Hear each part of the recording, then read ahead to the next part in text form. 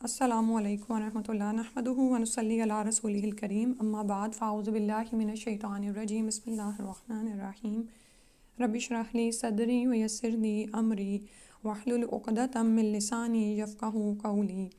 ریاض الصالحین میں آج حدیث نمبر 192 کرنی ہے، 192، اور باب جو ہے وہ ہے باب الامر بالمعروف والنہی عن المنکر، کہ نیکی کا حکم اور برائی سے روکنے کا بیان۔ اور یہ جو آپ یہ دیکھیں قرآن میں ایک صالحین آیا ہے اور ایک مصلحین آیا ہے۔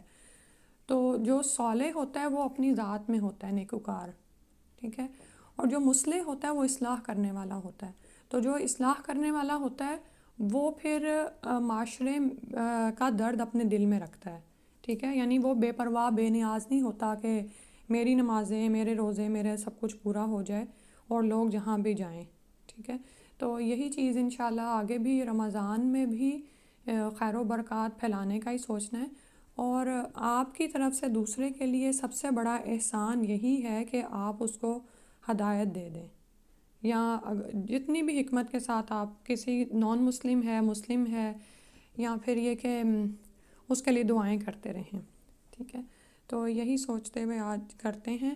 اور آپ یہ دیکھیں کہ اصلاح کی ضرورت ہر وقت معاشرے میں رہتی ہے، یعنی جیسے ابھی میں بات کر رہی تھی نا کہ بعض اوقات ہم خود تو استقامت اختیار کر لیتے ہیں اور ہمیں دین کے حکم کی سمجھ بھی آ جاتی ہے، لیکن وہ ساتھ ہی شیطان کی طرف سے ایسے وسوسے آتے ہیں، اور شیطان ہمارے اپنے پیاروں کی صورت میں وہ وسوسے ڈال رہا ہوتا ہے کہ اتنا بھی کیا کرنے کی ضرورت ہے۔ کتنی دفعہ ایسے بہت ساری ایسے بے شمار وسوسے ہو سکتے ہیں جو آپ کو سب کو محسوس ہوتے ہوں۔ تو زیادہ سے زیادہ اللہ تعالیٰ سے جڑنا، اور جیسے اب انشاءاللہ تہجد کی اگر کسی کو نہیں عادت ہے تو رمضان میں تو الحمدللہ ہو جائے گی، لیکن اس میں بھی خود پر آپ کو بہت زیادہ کام کرنا ہے کہ دوسروں کے ٹائم سے پہلے اٹھیں، یعنی آپ کو پتہ ہے کہ آپ نے سحری تیار کرنی ہے، تو اس بات کو نہ تو اپنے لیے نا امید ہونے کا ذریعہ بنائیں اور نہ ہی اس کو اپنے لیے بہانہ بنائیں۔ بہانہ بنانے کا مطلب یہ ہے کہ چونکہ میں نے تو سب کو سحری کرانی ہے تو خیر ہے، اتنا ہی کافی ہے، نہیں۔ یہی تو آپ کا امتحان ہے کہ آپ نے اگر 3 بجے اٹھنا ہے تو آپ اس سے 5 10 15 منٹ کچھ دیر تو پہلے اٹھیں کہ آپ اپنے رب سے مناجات کر سکیں، ٹھیک ہے۔ اور اسی طرح اس بات پر پریشان بھی نہیں ہونا کہ اب مجھے ان سب کے لیے سحری بنانی پڑتی ہے، وہ بھی آپ کے لیے ثواب لکھا جا رہا ہے، ٹھیک ہے۔ تو اور اس کے لیے یہ بھی ہو سکتا ہے کہ آپ کے کچن میں ہی کچھ جگہوں پر کچھ دعائیں وغیرہ لگی ہوئی ہوں، کچھ دعائیں آج ہی آپ اپنے ہاتھ سے لکھنا شروع کر دیں، کیونکہ بعض اوقات ہوتا ہے کہ ہم کسی بک کو لے کے بیٹھے ہوتے ہیں، یا بک ہمارے جان نماز کے پاس ہوتی ہے لیکن وہ اتنی بڑی ہے کہ اینڈ ٹائم پہ کھلتی نہیں، یا پھر آپ اپنی دعائیں لکھ لیں۔ ہماری کتنی ہی دعائیں ہوتی ہیں جو ہم عام ہر وقت ہم پریشان ہو رہے ہوتے ہیں، یا اللہ یہ میرا یہ نہیں ہوا، یا ہم لوگوں سے کہہ رہے ہوتے ہیں، تو ہم کیوں نہ دعا کی قبولیت کے اوقات میں ان کو لازم کر لیں، ٹھیک ہے۔ اور اس کے لیے چاہے آپ کی اپنی کوئی دعا ہے، ہینڈ ریٹن کوئی چھوٹا سا پیج ہے آپ کے کسی کیبنٹ میں اسٹک ہوا ہو یا پڑا ہوا ہو سائڈ پہ، اللہ تعالیٰ ہمارے لیے آسانیاں کر دے۔ اور یہ جو تمام چیزیں ہیں نا، یعنی جو رات کو اللہ سے تعلق ہے، تو میں بات یہ کر رہی تھی، اور اس کے ساتھ ساتھ تسبیح، اذکار اور یہ سب کچھ جب آپ کا اللہ سے تعلق مضبوط کرتا ہے نا، تو آپ کو اپنے دشمن شیطان کے خلاف اسٹرینتھ دیتا ہے، طاقت ملتی ہے، اور آپ اصلاح کے لیے تیار ہو جاتے ہیں، ٹھیک ہے۔ جب ہم نے یہ مان لیا کہ ہم اس راہ کے مسافر ہیں، ہم نے نہ صرف خود چلنا ہے بلکہ لوگوں کو بھی بلانا ہے اس طرف، تو اس کے لیے ہمیں بہت ساری حکمتیں دیکھنی ہوں گی، اختیار کرنی ہوں گی، اور اس میں یہی چیزیں ہمارے کام آئیں گی۔ ہم خود کچھ بھی نہیں ہیں، ہم کتنے بھی اسباب لڑائیں، ہماری اپنی کوئی طاقت نہیں ہے جب تک کہ ہم اللہ تعالیٰ سے جڑ نہ جائیں، اس سے دعائیں نہ مانگیں، ٹھیک ہے۔ تو امر بالمعروف والنہی عن المنکر ایک فریضہ ہے، لوگوں کو مسلسل اصلاح کی ضرورت ہے، یعنی ہم یہ نہیں کہہ سکتے کہ ابھی کل تو میں نے ان کو یہ بتایا تھا آج پھر یہ نہیں سمجھ رہے ہیں۔ ہمیں مسلسل وہ لوگ جنہوں نے اس ذمہ داری کو اٹھایا ہوا ہے ان کو یہ کام مسلسل کرنا پڑے گا، ٹھیک ہے۔ اور اس کے لیے ظاہر ہے رکاوٹیں بھی آئیں گی، جتنا زیادہ آپ آگے بڑھیں گے اتنا ہو سکتا ہے کہ مخالف قوتیں زیادہ آپ پر زور لگائیں، تو اس سے گھبرانا نہیں ہے، اور انشاءاللہ بہت ہی یعنی کہ پوری ہتھیاروں سے لیس ہو کے انشاءاللہ رمضان میں داخل ہوں۔ اللہ سبحانہ و تعالیٰ ہم سب کے لیے آسانیاں کر دے۔ پڑھتے ہیں التاسع، اس سلسلے کی چھٹی حدیث بنتی ہے، 7ویں حدیث بنتی ہے. ہاں جی. عن ابی سعید الحسنی البصری ان عائذ ابن عمرو رضی اللہ عنہ دخل علی عبید اللہ ابن زیاد فقال اے بنی انی سمعت رسول اللہ صلی اللہ علیہ وسلم یقول ان شر الرعاء الحطمہ فإیاک ان تکون منہم فقال له اجلس فإنما انت من نخالة اصحاب محمد صلی اللہ علیہ وسلم فقال وهل كانت لهم نخالة انما كانت النخالة بعدهم وفي غیرہم رواہ مسلم. ابو سعید حسن بصری رحمۃ اللہ روایت کرتے ہیں کہ عائذ بن عمر رضی اللہ عنہ عبید اللہ بن زیاد کے پاس گئے اور فرمایا اے بیٹے بے شک میں نے رسول اللہ صلی اللہ علیہ وسلم کو فرماتے ہوئے سنا ہے شر الرعاء سب سے بدترین حکمران وہ ہیں الحطمۃ ان شر الرعاء جو اپنے عوام پر رعایا پر سختی کرتے ہیں.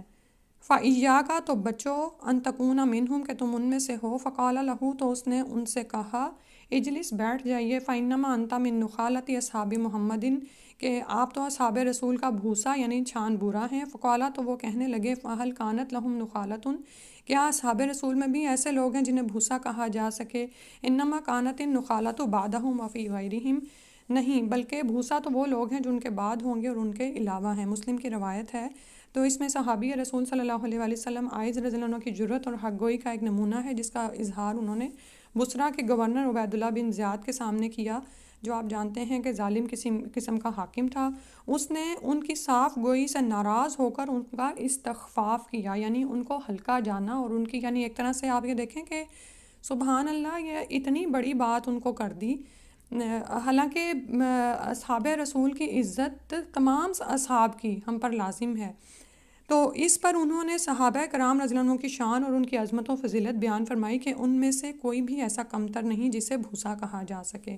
اور یہ بھی کہا کہ ایسے لوگ تو بعد میں آئیں گے جو بھوسا ہوں گے.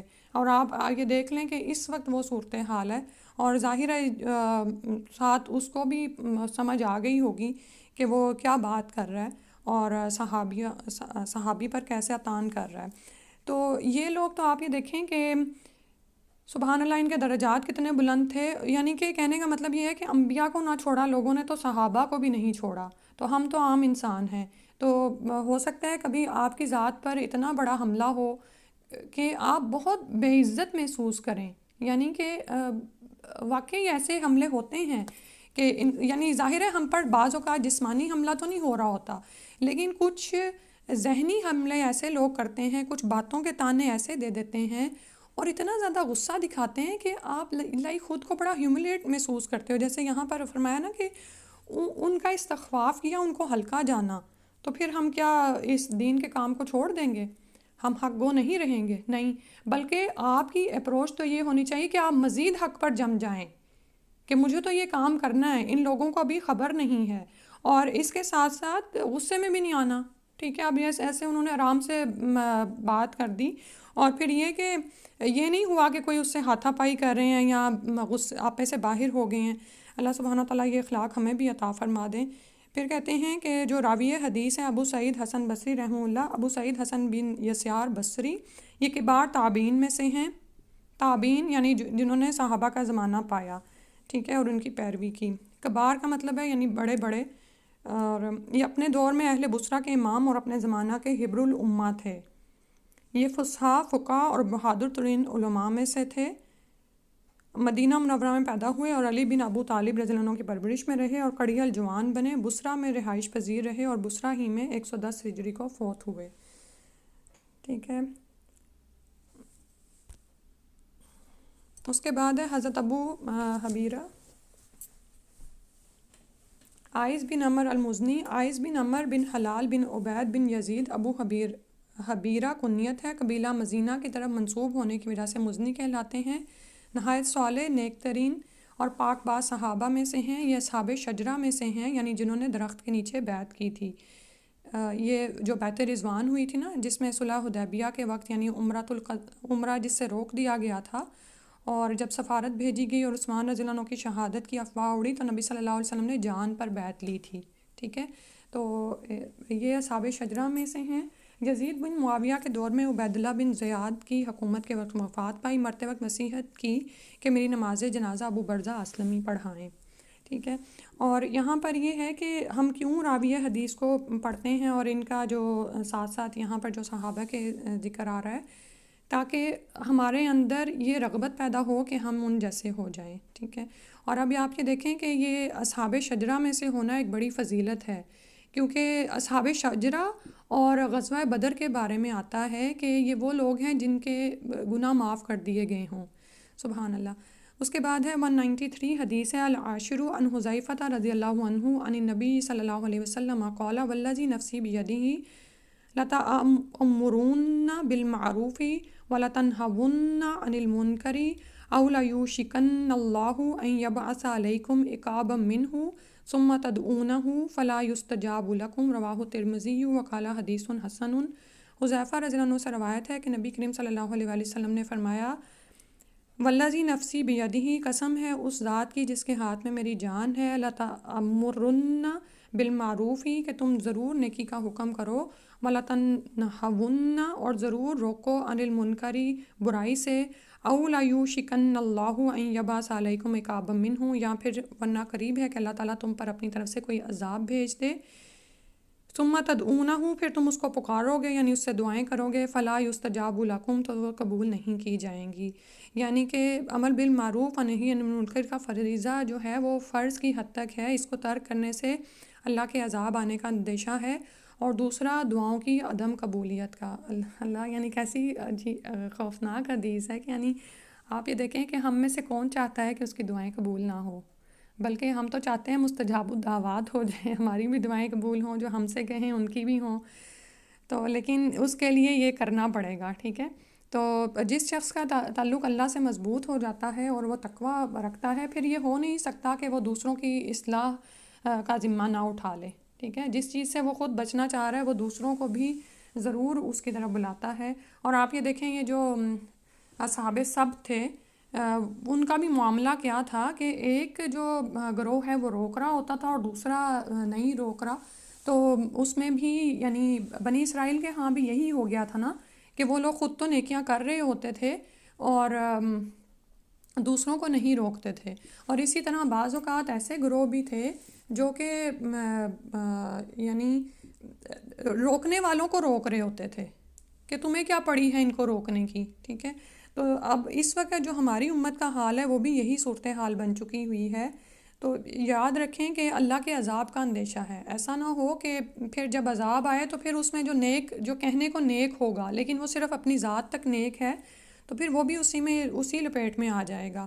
اور دوسرا یہ کہ ہم چاہتے ہیں کہ ہماری دعائیں قبول ہوں، لیکن ہم زمین پر جس کام کے لیے بھیجے گئے ہیں وہ ہم کر ہی نہیں رہے ہیں۔ تو پہلے ہمیں یہ دیکھنا ہے کہ ہمارا اللہ سے تعلق کیسا ہے، کیا جو ذمہ داری اللہ سبحانہ تعالیٰ نے ہمیں دی ہے کیا ہم وہ پوری کر رہے ہیں۔ پھر اس کے بعد الحادی عشر عن ابی سعید الخدری رضی اللہ عنہ عن النبی صلی اللہ علیہ وسلم قال، ابو سعید خدری رضی اللہ عنہ سے روایت ہے، نبی کریم صلی اللہ علیہ وآلہ وسلم نے فرمایا، افضل الجہادی کلمۃ عدل عند سلطان الجائر، کہ سب سے فضیلت والا جہاد ظالم بادشاہ کے سامنے کلمہ حق کہنا ہے۔ اس رواہ ابو داود والترمذی وقال حدیث حسن، اسے ابو داود ترمذی نے روایت کیا ہے، امام ترمذی فرماتے ہیں یہ حدیث حسن ہے۔ تو جہاد کے بھی مراتب ہیں، یعنی اس کے رتبے ہیں اوپر نیچے۔ نیکی کا حکم دینا بھی جہاد ہے، کیونکہ اس میں بھی کیا ہوتی ہے کہ اٹ موسٹ کوشش کی جاتی ہے۔ جہادہ کا مطلب یہ ہوتا ہے نا کہ بہت زیادہ کوشش کرنا۔ اور افضل جہاد کیا ہے کہ ظالم حکمرانوں کو اللہ کا پیغام سنایا جائے، اور اسی طرح اگر کوئی سماج یا معاشرہ کسی برائی میں ڈوب جائے تو اس کے خلاف لب کشائی کی کسی کو ہمت نہ ہو، تو اس برائی کے خلاف آواز بلند کرنا بھی افضل الجہاد ہو سکتا ہے، ٹھیک ہے۔ اور اس میں آپ نے بہت سارے اگر ہم دہرائیں اپنے ذہنوں میں قصے، تو آپ دیکھتے ہی ہیں کہ کتنے ہی ایسے مسلمان ممالک ہیں کہ جہاں پر کوئی بھی ایسا قانون پاس ہونے لگتا ہے جو منکر ہے، تو یوجولی کیا ہوتا ہے کہ زیادہ تر عوام اس کو اوکے کر رہی ہوتی ہے، لیکن کچھ ایسے لوگ بھی ہوتے ہیں جو اس کے خلاف ڈٹ جاتے ہیں۔ اور اسی طرح ہم اپنے اماموں میں دیکھتے ہیں، امام احمد بن حنبل کو دیکھ لیں، اور اسی طرح اور بے شمار امام ہیں کہ جب انہوں نے دیکھا کہ معاشرہ بگاڑ کا شکار ہے اور حکمرانوں میں بھی یعنی کہ راحت پرستی آ گئی ہے، اور وہ بھی مال کے پیچھے ہیں، اور یعنی وہن لگ گیا ہے ایک طرح سے نا، کہ موت سے دوری ہے اور دنیا سے محبت ہے۔ تو پھر انہوں نے کیا کیا تھا، انہوں نے حکومتوں کو تو چھوڑا کہ وہ تو بس میں نہیں رہا تھا کہ حکومت کے ذریعے یعنی کسی ملک پر حکومت کی جائے اور پھر ان کو راہ راست پر لایا جائے، ٹھیک ہے۔ اب شیطان آپ کو دو طرح کی راہیں دکھا رہا ہوتا نا، کہ جب آپ دیکھ رہے ہیں کہ حکمران جو ہے مسلمان کا لیبل رکھتا ہے، لیکن اس وقت معاشرہ جو ہے وہ اسلامی طرز حکومت پر نہیں چل رہا ہے، لیکن آپ کے ساتھ جمعیت نہیں ہے، ٹھیک ہے، کہ آپ حکومت بدل دیں یا بغاوت کر دیں، اور بغاوت سے روکا گیا ہے، اس سے بڑھ کر ایک کام جہاد کا ہوتا ہے جو اس وقت کرنے والا ہوتا ہے۔ یعنی جہاد بھی سیف نہیں ہو سکتا ہے اس وقت جب تک کہ آپ عام عوام کی حالت نہیں بدلیں گے اور ان کے دلوں میں قرآن کو داخل نہیں کریں گے، اس وحی الہی کو نہیں بسائیں گے، اور یہ کام زیادہ محنت طلب ہوتا ہے، کیونکہ جب کوئی ایسا مصلح یعنی اصلاح کرنے والا حکمران کے خلاف آواز اٹھاتا ہے تو عام عوام اس مسئلے کے خلاف بھی ہو جاتے ہیں، بلکہ اکثریت اس کے خلاف ہو جاتی ہے، اور پھر جب وہ سو کالڈ اسلامی حکومت اس کے خلاف کوئی سزا صادر کرتی ہے تو وہ سب اس کو اوکے کر رہے ہوتے ہیں۔ وہ تو بعد میں اللہ سبحانہ و تعالیٰ حقیقتاً حق کو ثابت کر دیتا ہے، اور ایسی کتنی ہی تاریخ میں قصے آپ پڑھتے ہیں کہ جب اللہ سبحانہ و تعالیٰ نے ان کی برات ظاہر کی، تو کہنے کا مطلب یہ ہے کہ اس وقت جب اس حکومت کے خلاف کوئی بھی لب کشائی نہیں کر رہا ہوتا تو اس کے خلاف آواز بلند کرنا افضل الجہاد ہے۔